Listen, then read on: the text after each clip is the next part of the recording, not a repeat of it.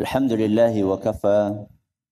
Wassalatu wassalamu ala rasulihil mustafa wa ala alihi wa sahbihi wa man iktafa. Amma ba'd. Kita panjatkan puja dan puji syukur kehadirat Allah Subhanahu wa taala pada kesempatan pagi menjelang siang yang berbahagia kali ini, tanggal 6 Jumadal Ula 1445 Hijriah, atau yang bertepatan dengan tanggal 20 November 2023, kita kembali diberi kekuatan, kesehatan, hidayah, serta taufik dari Allah Jalla wa'ala, sehingga kita bisa kembali menghadiri pengajian rutin Senin pagi di Masjid Manarul Ilmi di Komplek Pondok Pesantren Tunas Ilmu di Desa Kedung Mulu, Purbalingga ini. Kita berharap semoga Allah Azza wa Jalla berkenan untuk melimpahkan kepada kita semuanya ilmu yang bermanfaat, sehingga bisa kita amalkan sebagai bekal untuk menghadap kepada Allah Jalla wa Ala. Allahumma amin. Salam dan salam semoga senantiasa tercurahkan kepada junjungan kita Nabi Agung Muhammad sallallahu alaihi wasallam, pada keluarganya, sahabatnya, dan umatnya yang setia mengikuti tuntunannya hingga akhir nanti. Para hadirin dan hadirat sekalian yang kami hormati, dan juga segenap pendengar serta pemirsa rahimani wa rahimakumullah. Kembali kita membahas fikih doa dan zikir. Kali ini kita memasuki serial nomor 207, mengangkat tema doa masuk toilet. Kenapa toilet? Kamar mandi, WC, ya, tempat untuk buang hajat. Kenapa sampai masuk toilet saja diatur di dalam agama kita? Karena ajaran Islam adalah ajaran yang sempurna. Ajaran yang apa? Sempurna. Berhubung Islam itu ajaran yang sempurna, maka semua hal ada aturannya di dalam Islam. Bahkan sampai hal-hal yang dianggap remeh, yaitu buang hajat. Itu sesuatu yang dianggap remeh, padahal ini bukan hal yang remeh. Buktinya apa? Buktinya kalau jenengan nggak bisa buang pripun, repot apa mboten? Banget, orang kok repot. Nggak bisa buang air kecil, nggak bisa buang air besar. Itu repot banget itu. Makanya di dalam agama kita sampai hal yang kelihatannya remeh diatur. Karena ini bukan hal remeh. Kelihatan remeh menurut pandangan banyak orang. Tapi sejatinya bukan hal remeh. Jenengan tahu orang yang nggak bisa buang air, nggak bisa buang air besar maupun air kecil itu, kalau dioperasi itu butuh berapa duit itu? Belasan juta. Belasan juta. Nah, setiap hari kita bisa buang air, besar maupun kecil. Itu karunia dari Allah Subhanahu wa ta'ala. Kalau seandainya kotoran itu nggak bisa dikeluarkan, apa akibatnya? Tubuh kita akan keracunan. Karena yang kita keluarkan itu adalah sisa. Sisa yang memang nggak boleh menetap di mana? Di dalam tubuh kita. Maka sampai masalah masuk toilet saja diatur dalam agama kita. Saking nopone buau, saking sempurna. Berarti seharusnya kalau kita ini beragama Islam, kita ini seorang muslim dan muslimah, itu seharusnya kita itu pede apa minder? Pede napa minder? Pede. Kita seharusnya itu senang. Kita seharusnya itu bahagia. Kita seharusnya bersyukur kepada Allah. Beragama apa? Islam. Anehnya ada sebagian orang Islam nggak pede dengan keislaman. Ada sebagian orang minder dengan keislamannya. Arep kudungan be izin. Mau kelihatan identitas keislamannya saja malu. Malu itu kalau kita punya aib, punya celah, ajaran kita itu nggak sempurna, malu. Lawang ajaran Islam itu ajaran yang paling sempurna, kok malu sih? Kita harus bersyukur kepada Allah Azza wa Jalla. Kita harus bahagia, kita harus senang, kita harus pede dengan ajaran Islam.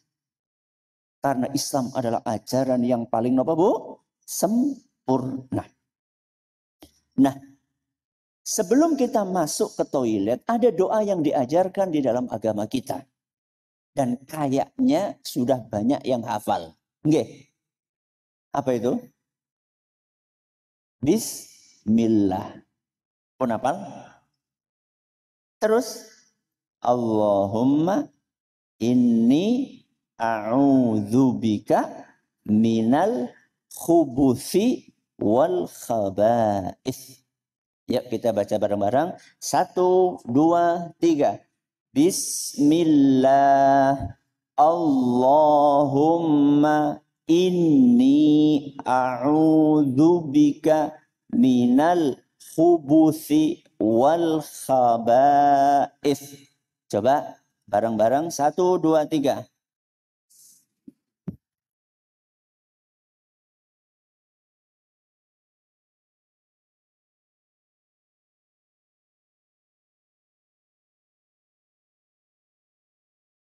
Udah hafal? Gak lihat catatan bisa? Alhamdulillah. Tadi pagi udah baca belum? Sudah. Sehari baca berapa kali? Tergantung. Tapi biasanya bangun tidur itu pasti baca. Karena bangun tidur itu mesti salah satu aktivitas utamanya kemana? Ke kamar mandi, ke toilet. Apa dalilnya?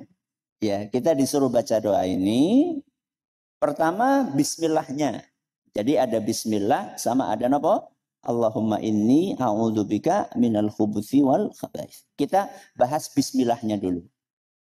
Dalilnya adalah sabda Nabi SAW yang diriwayatkan oleh Imam Ibnu Majah. Dan hadis ini dinilai sahih li ghairihi oleh Syekh Al-Albani. Di mana Nabi kita Muhammad SAW bersabda, sitru ma bainal jinni wa aurati bani Adam idza dakhala al-kanifa an yaqula bismillah. Kata Nabi SAW, penutup. Apa? Penutup.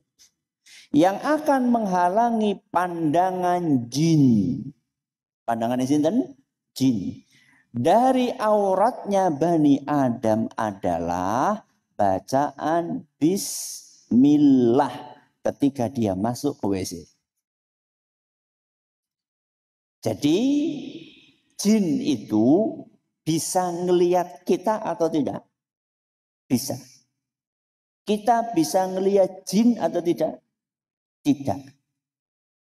Bagaimana supaya jin tidak bisa ngelihat aurat kita? Yang paling penting ini apa? Aurat.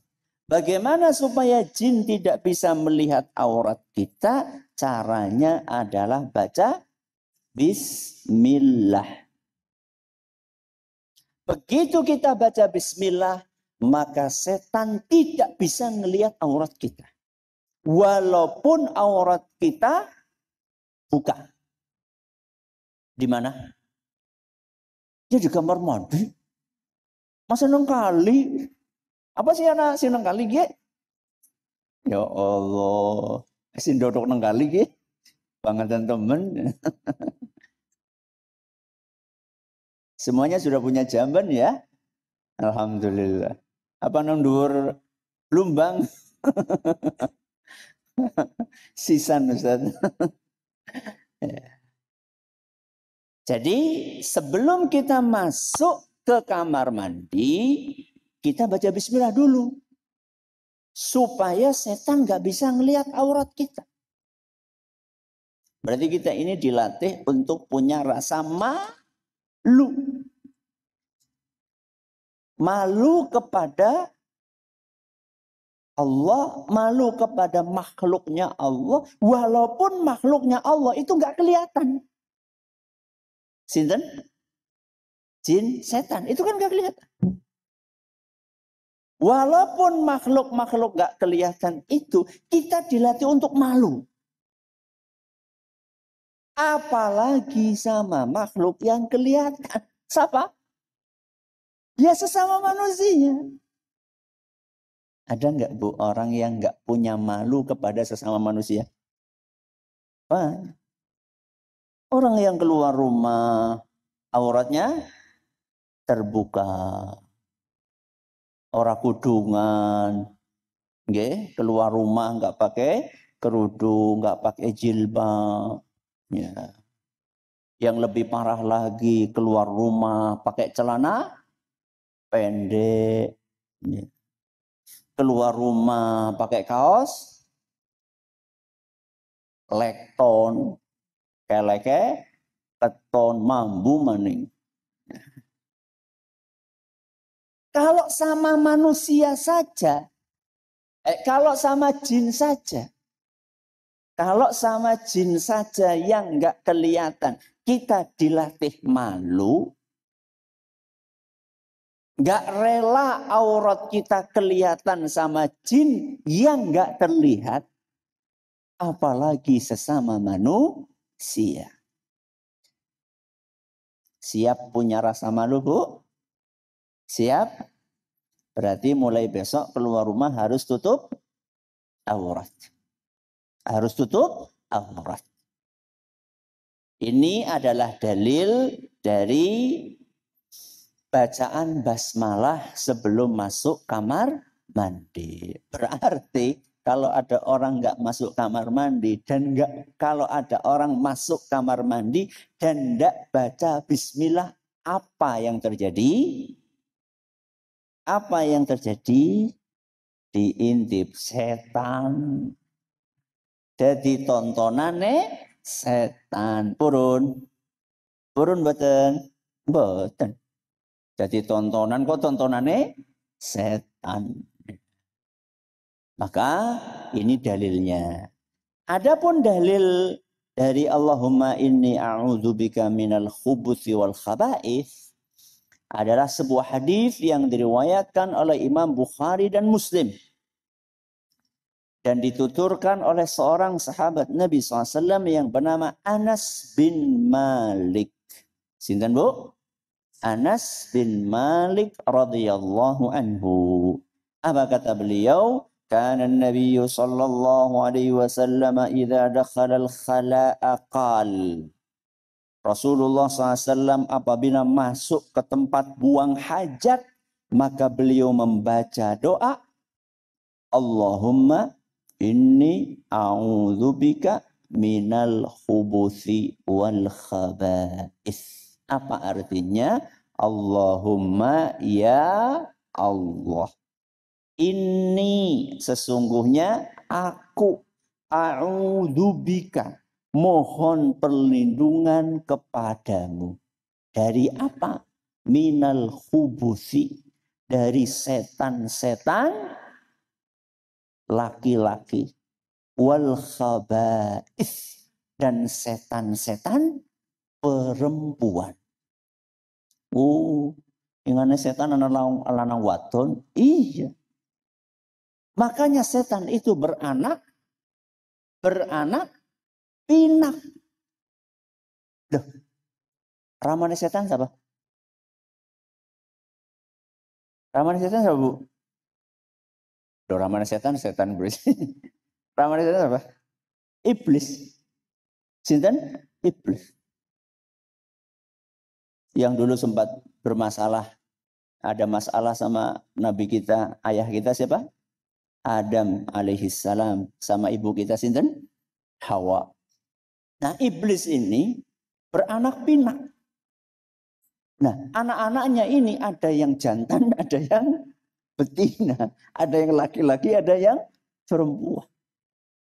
Nah, ketika kita masuk kamar mandi, kita masuk WC, kita minta perlindungan kepada Allah dari godaan dua makhluk ini. Yang jantan maupun yang betina. Setan laki-laki maupun setan perempuan. Jadi hadis ini itu menjelaskan bahwa kamar mandi atau WC itu adalah tempat yang disukai sama setan. Buktinya Rasulullah SAW dalam sebuah hadis yang diriwayatkan oleh Imam At-Tayalisi, dan hadis ini dinyatakan sahih oleh Imam Ibnu Khuzaimah, Imam Ibnu Hibban, Imam Al-Hakim dan Syekh Al-Albani. Kata Nabi SAW, inna hadhil hushusha muhtadarah. Sesungguhnya tempat buang hajat ini dihadiri. Dihadiri siapa? Setan. Jadi salah satu tempat favoritnya setan mana? WC dan kamar mandi. Makanya kalau masuk kamar mandi niku seperlu netok. Rosa suwe-suwe. Ada sebagian orang betah nang kamar mandi. Nang kamar mandi sih ngapa bisa nganti setengah jam? Ngapa? Dolanan game? Astagfirullah. Ngegame nang kamar mandi? Astagfirullah. Update status nang kamar mandi? La ilaha illallah. Nonton nang kamar mandi si kepriwe iki? Kamar mandi itu sudah kotor fisiknya, kotor psikisnya. Fisiknya itu kotor karena itu tempat nopo? Buang najis. Kemudian kotor psikisnya karena itu tempatnya setan. Kok bisa-bisanya betah sejam, 2 jam di kamar mandi? Yes. Maka hati-hati. Hati-hati. Jangan sampai fitrah kita rusak. Bernyaman-nyaman dengan tempat yang disukai oleh setan. Harusnya bernyaman-nyaman itu di mana, Bu? Masjid. Jangan ke masjid nyaman buat temenan. Saking nyamannya jadi ngantuk ya, Bu ya. Jajal di gue sing ngantuk gue. Ya. Enak banget ISIS kok. Di pengajian malah ngantuk. Jadi salah satu sebab kita masuk kamar mandi membaca Allahumma inni a'udzubika minal khubuthi wal khaba'is. Khubus tadi apa, Bu? Setan laki-laki. Khaba'is setan perempuan. Kenapa kita baca doa itu? Karena kamar mandi, WC itu adalah tempat yang digemari oleh setan. Maka sebelum masuk itu kita minta perlindungan kepada Allah. Jangan sampai kita kesurupan ketika di dalam kamar mandi. Mungkin enggak orang di kamar mandi tahu-tahu disantet. Mungkin atau tidak? Sangat mungkin. Kalau di luar kamar mandi sih kita bisa, begitu ada perasaan yang gak enak bisa baca ayat kursi.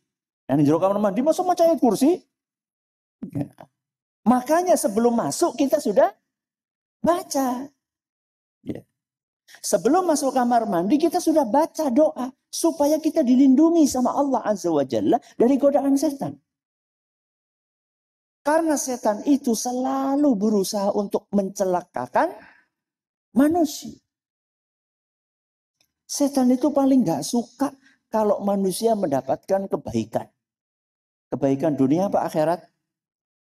Dunia akhirat. Setan itu paling senang kalau manusia tertimpa keburukan. Keburukan dunia maupun keburukan akhirat. Makanya setan berusaha sekuat tenaga untuk menggoda manusia. Min baini aidihim wa min khalfihim wa an aymanihim wa an syama'ilihim. Setan itu akan berusaha untuk menggoda manusia dari depan, dari belakang, dari kanan, dari kiri. Berusaha bagaimana supaya manusia tersesat.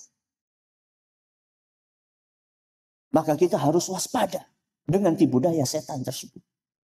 Makanya para ulama kita ketika mereka menjabarkan makna hadis ini, mereka katakan kayak gini. Rasulullah SAW itu mengajarkan kepada kita sebagai seorang muslim untuk selalu mengingat Allah. Bahkan sampai mau masuk kamar mandi sekali. Selama ini kan kita tahunya yuk namanya zikir ya biasanya di tempat-tempat yang suci, sakral. Contohnya apa Bu? Contohnya masjid, musola, ya, masjid, langgar, majelis taklim. Ya, selama ini kan asumsinya seperti itu. Zikir itu ya ketika kita berada di tempat-tempat yang suci. Ternyata Rasulullah SAW mengajarkan kepada kita saat akan masuk tempat yang kotor sekalipun, yaitu kamar mandi. Kita disuruh untuk mengingat Allah Subhanahu wa Ta'ala. Tapi kalau sudah masuk jangan. Ya, kalau sudah masuk jangan. Jadi jangan masuk nenjero karo wirid ya aja. Ya, jadi mengingat Allahnya sebelum apa Bu? Sebelum masuk kamar mandi. Dan nanti kalau keluar kamar mandi, kita akan bahas nanti ya insya Allah ya. Ini baru membahas doa apa? Masuk. Nanti ada doa keluar. Jadi kita ini diajarkan oleh Nabi kita Muhammad SAW untuk selalu mengingat Allah, berzikir kepada Allah Azza wa Jalla dalam segala kondisi. Karena sesaat saja kita nggak ingat Allah Subhanahu wa Ta'ala, dalam waktu yang sesaat itu setan bisa mencelakakan manusia. Makanya terus ingat Allah Subhanahu wa Ta'ala. Baik. Berarti doanya apa tadi apa? Bismillah Allahumma inni a'udzubika minal khubuthi wal khaba'is. Kapan bacanya? Kapan bacanya? Sebelum masuk. Oke. Sebelum masuk baca. Andaikan suatu saat jenengan berada di sebuah tempat yang tidak ada kamar mandinya, terus kebelet. Contohnya, pom bensin yono, kali, alas, kebun, sawah. Ya, sawah napa wonten kamar mandi nih? Mboten. Kok kebelet? Oh, kebelet. Kalau jenengan pulang dulu, bahaya. Bahayanya apa, Bu? Bocor neng jalan. Terus kita terpaksa buang hajat di tempat yang bukan kamar mandi. Oke? Baca doanya kapan? Baca doanya kapan? Baca doanya adalah sebelum menyingkap pakaian. Sebelum apa? Menyingkap pakaian. Menyingkap siapa? Cincing. Ya. Sebelum membuka pakaian, baca doa ini. Apa doanya? Bismillah, Allahumma inni a'udzubika minal khubuthi wal khaba'is.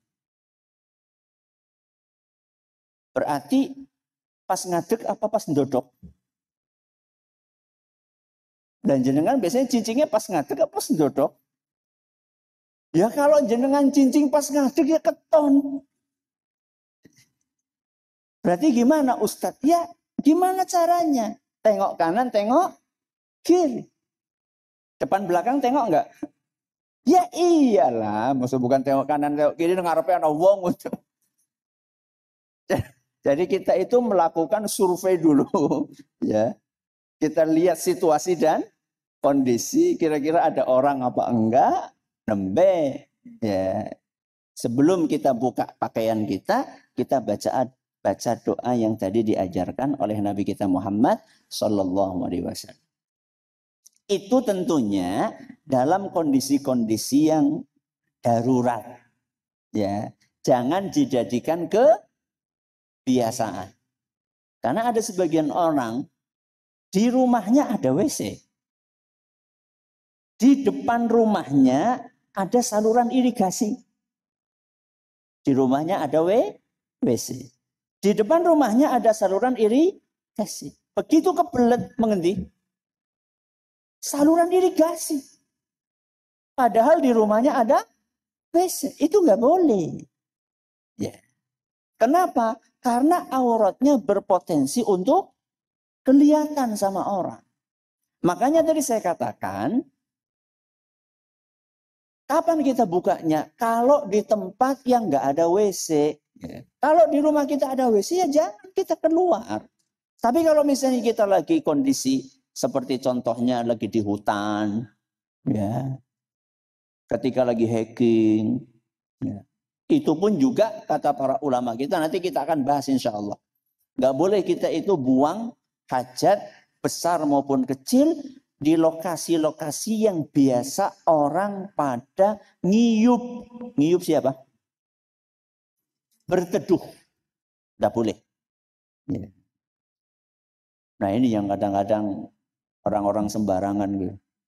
Ya, kita mau ngiyup, udahanan ambune sing. Ya, nggak boleh seperti itu. Jadi cari tempat yang kira-kira orang nggak pada bernaung di situ, nggak pada berteduh di situ. Nanti ada pembahasannya insya Allah. Jadi ini baru bahas doa masuk toilet. Nanti ada pembahasan tentang adab buang hajat. Ada pembahasan tentang adab buang hajat. Ya, mulai dari masuknya pakai kaki apa, kemudian istinjanya pakai tangan apa. Istinja siapa? Wawik. Ya, bersih-bersihnya pakai tangan apa, ya, kemudian nanti menghadapnya kemana, itu nanti ada pembahasan khusus. Ya, kalau terpaksa nanti di ruangan terbuka, bukan di kamar mandi, itu harusnya kita kalau mau buang hajat di mana lokasinya, pembahasan khusus insya Allah. Jadi kita hari ini baru membahas doa masuk nopo toilet. Mari kita baca lagi. 1, 2, 3.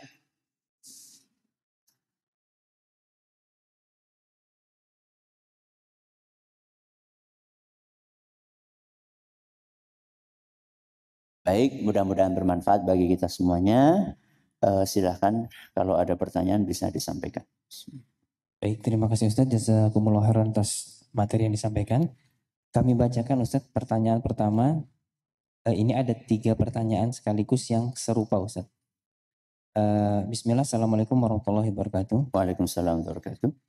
Ustadz, ketika kita hendak mandi, jika membuka pakaiannya di kamar mandi, sedangkan adab membuka pakaian agar tidak terlihat oleh jin adalah membaca bismillah. Apakah boleh di toilet membaca bismillah Ustadz? Dalam hati Ustadz, apakah boleh di dalam toilet membaca bismillah meski dalam hati? Harusnya di luar. Harusnya di luar. Sebelum apa? Sebelum masuk. Kalau lupa gimana? Kalau lupa. Ya kalau terpaksa banget, ya maka nggak boleh terucap di mana? Di lisan. Kalau terpaksa banget. Tapi harusnya sebelum masuk kamar mandi sudah baca apa? Bismillah.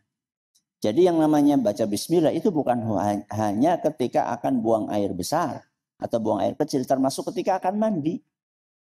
Ya, ketika akan mandi kan kita masuk kamar mandi juga. Itu juga baca apa? Bismillah. Dan ketika kita akan mandi itu kan kita juga lepas-lepas apa? Baju. Dan potensi jin untuk melihat ada. Maka tetap baca bismillah dan bacanya di luar kamar mandi. Kalau sudah terlanjur, kemudian nggak bisa keluar lagi, maka ya kalau terpaksa banget ya bacanya bismillah itu tidak diucapkan di mana? Di lisan. Ya, tapi di hati. Wallahu a'lam. Ya. Baik, terima kasih. Pertanyaan berikutnya Ustadz. Jika suami dan istri mandi bersama di kamar mandi, itu kan agak lama Ustadz. Bagaimana hukumnya? Jazakumullah khairan. Apabila ada suami dan istri mandi bersama, ya, kemudian lama Ustaz, di kamar mandi itu lama, bagaimana hukumnya? Kalau lamanya masih dalam batas kewajaran tidak apa-apa. Kalau lamanya dalam masih batas kewajaran tidak apa-apa. Seberapa jam itu wajar enggak? Wajar enggak? Wajar. 1 jam? Enggak wajar. Enggak wajar. Ya. Loh Ustaz, apa boleh suami istri mandi bareng? Boleh? Boleh. Rasulullah SAW pernah mandi bareng sama istrinya. Boleh. Yang penting seperti yang saya katakan tadi, jangan terlalu lama. Ustaz, kalau saya gosok bersih-bersih kamar mandi terus agak lama, ya lain cerita. Berarti kan memang ada aktivitas. Bersih kamar mandi kan nguras baknya. Terus apa lagi, Bu? Nyikati lantainya, bersihin klosetnya, nyapu sawangnya. Itu kan bisa 5 menit. Ya, kalau memang ada keperluan tidak apa-apa. Yang saya bahas tadi adalah nggak ada keperluan. Keperluannya kok rudut. Dulu kamar mandi rudut tuh. Atau keperluannya cuma main HP. Tak boleh. Ya. Kamar mandi itu bukan tempat favorit untuk melakukan aktivitas yang tadi saya sebutkan. Ya. Dibiasakan untuk di kamar mandi seperlunya, jangan lama-lama. Lagi pula, para pakar kesehatan menyebutkan bahwa jongkok terlalu lama itu bahaya. Jongkok terlalu lama itu bahaya. Ya. Makanya tidak sedikit orang keluar kamar mandi semutan. Kenapa? Karena golek dodok suwen. Ya.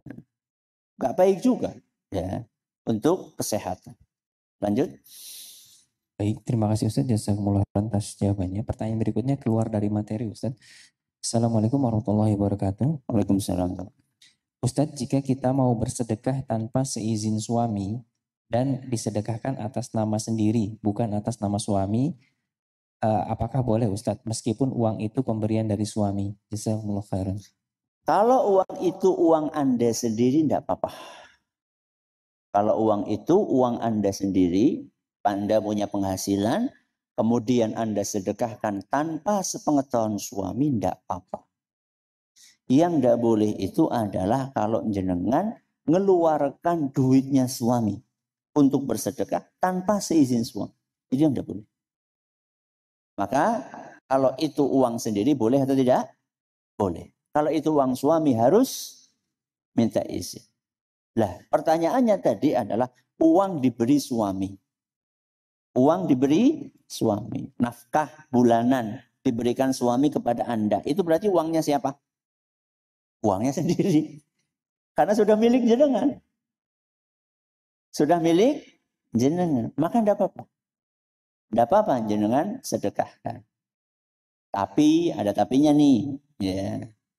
Jangan sampai kemudian jenengan sedekah terus sebelum akhir bulan pak duitnya kurang. Jadi dipertimbangkan. Dipertimbangkan. Sesuai dengan kondisi Anda bagaimana. Ya, kondisinya bagaimana? Apakah Anda dikasih sama suami nominal yang sampai akhir bulan kira-kira ada sisanya? Kemudian sisanya ini bisa diapakan? Sedekahkan atau enggak? Kalau misalnya enggak dan suami Anda mampunya cuma ngasih segitu, ya sudah dipakai buat keperluan Anda sendiri, enggak masalah. Itu juga termasuk ibadah. jenengan menggunakan harta untuk keperluan pribadi supaya nggak minta-minta, itu juga termasuk ibadah. Termasuk apa? Ibadah. Suami jenengan menafkahi jenengan, itu juga termasuk ibadah. Ya. Jadi sedekah itu bukan hanya untuk orang lain. Justru malah sedekah yang paling utama adalah sedekahnya suami kepada siapa? Istri. Gitu. Oke, silakan. Terima kasih Ustaz. Jazakumullah khairan. Satu pertanyaan terakhir Ustaz. Keluar dari tema. Assalamualaikum warahmatullahi wabarakatuh. Waalaikumsalam warahmatullahi wabarakatuh. Ustadz, apakah boleh kita setelah membaca zikir pagi atau setelah membaca Al-Quran, kita mendengarkan pengajian melalui HP atau membaca buku karya para ulama untuk mengisi waktu sampai matahari terbit? Kemudian, apakah hal tersebut terhitung sebagai zikir sehingga tetap mendapatkan pahala zikir menunggu sampai matahari terbit, Ustaz? Boleh, ya. Jawabannya apa? Boleh. Jadi yang namanya zikir itu enggak cuma subhanallah, alhamdulillah, wala ilaha illallah, wallahu akbar. Zikir itu enggak hanya baca Al-Quran. Dengan dengerin pengajian, itu zikir atau bukan? Zikir. Apa kata Rasulullah SAW? Idza marartum biriyadil jannati farta'u. Wahai para sahabatku, kalau kalian lewat taman-taman surga, mampirlah. Kalau kita lewat taman apa? Surga, mampirlah. Maka para sahabat bertanya, ya Rasulullah, wa ma riyadul jannah? Wahai Rasul, taman surga itu apa? Kata Nabi SAW, hilakul dzikri. Taman surga itu adalah majelis-majelis zikir, majelis-majelis ta'lim. Berarti jenengan sekarang lagi apa, Bu? Lagi di taman surga. Karena di sini kita lagi ngaji. Ngaji ayat-ayat Allah, ngaji hadis-hadis Rasul SAW. Berarti kalau jenengan habis subuh, zikir pagi sudah, baca Quran sudah, kok matahari belum terbit-terbit, pengen nunggu sampai matahari terbit supaya bisa langsung sholat apa? Syuruk. Terus jenengan dengerin pengajian, ya, dengerin apa? Pengajian atau baca kitab buku para ulama, enggak apa-apa. Itu juga termasuk zikir. Jadi jawabannya boleh, insya Allah. Terima kasih atas perhatiannya, mohon atas segala kurangannya. Kita akhiri dengan doa kafaratul majlis. Subhanakallahumma wa bihamdika asyhadu an la ilaha illa anta astaghfiruka wa atubu ilaik. Assalamualaikum warahmatullahi wabarakatuh.